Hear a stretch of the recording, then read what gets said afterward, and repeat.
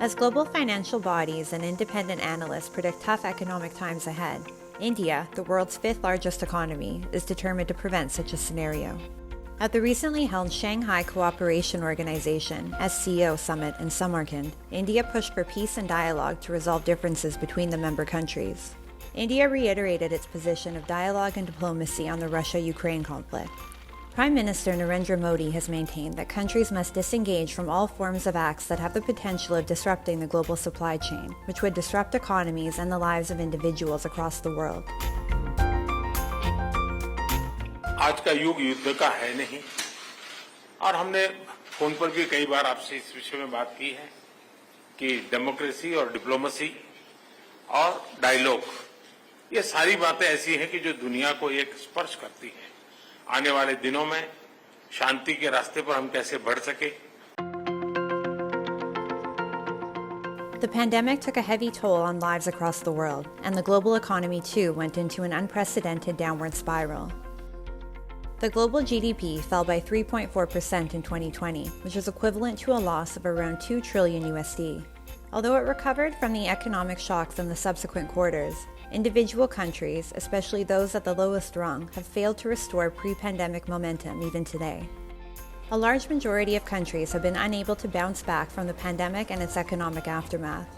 Experts opine that there is no recourse other than countries working cohesively to bring the most affected countries back in the mainstream.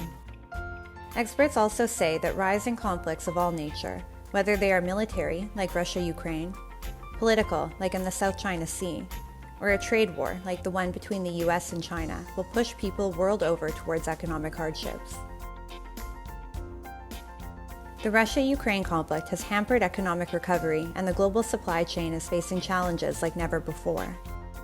Some believe a protracted war has the potential to severely damage the global economy, worse than the pandemic.